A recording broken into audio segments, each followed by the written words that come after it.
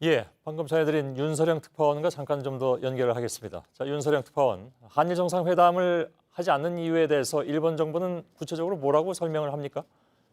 네, 오늘 외무성에서 배포한 G20 정상회에 관련한 일정표입니다. 양자 정상회담 일정과 또 외교장관 회담의 일정이 적혀 있는데요. 어디에도 한국은 들어있지 않습니다. 일본은 본인이 의장국이기 때문에 37명의 국가정상 또는 국제기구 수장들과 모두 다 만날 수는 없다고 밝히고 있습니다. 하지만 지난 5월 문재인 대통령이 공개적으로 이 한일 정상회담을 희망한다는 메시지를 밝힌 바 있습니다.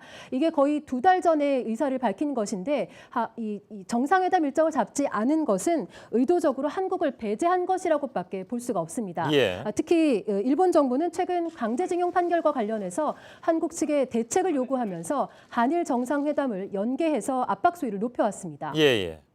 지난주에 우리 정부가 한일 기업이 공동으로 재원을 마련하는 방안을 일본 쪽에 제안한 바가 있습니다. 한일 정상회담을 이 문제와 연계시켰다는 얘기인가요? 네, 지난주에 조세영 외교부 1차관이 직접 도쿄로 찾아와서 설명을 한 바 있습니다. 예. 문재인 대통령도 오늘 통신사 공동 인터뷰에서 현실적인 해결책이라고 언급한 방안입니다. 대법원 판결을 존중하고 각계 의견과 피해자들의 요구를 종합한 안이다. 이렇게 설명을 했는데요. 당시 외교부 차관이 설명을 했을 때 일본은 이 안에 대해서 곧바로 거부를 했었습니다. 예. 가만 보면 처음부터 정상회담을 할 생각이 없었던 것이 아닌가 하는 생각도 들지 않을 수가 없는데 사실 한일 간에는 지금 외교 안보나 아니면 경제라든가 협의할 의제가 많기 때문에 일본으로서도 정상회담은 기묘한 일정이 될 수도 있겠죠. 네, 그렇습니다. 이 북한 비핵화 문제만 놓고 보더라도 한일 정상이 만나서 협의할 이유는 충분합니다. 그런데도 이 강제징용 문제만을 고집하면서 회담을 하지 않는 것은 적절치 않다는 비판이 일본 내에서도 나옵니다. 마이니치 신문은 앞서 사설을 통해서 한 번의 회담으로 극적인 진전을 바랄 수는 없다면서도 그래도 정치 리더가 진지하게 마주하는 자세를 양 국민에게 보여주는 것은 큰 의의가 있다고 지적한 바 있습니다. 예.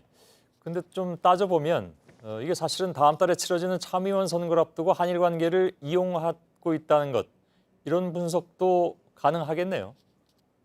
네, 다음 달에 이 참의원 의석의 절반이 교체되는 선거가 있습니다. 이 선거를 앞두고 아베 총리는 최근에 이란 중재 외교 실패라든지 또 연금 2천만 원 부족 문제라든지 이 코너에 몰린 측면이 있습니다. 이 한일 관계도 여론을 의식해서 움직일 수밖에 없는 측면이 있는 건데요.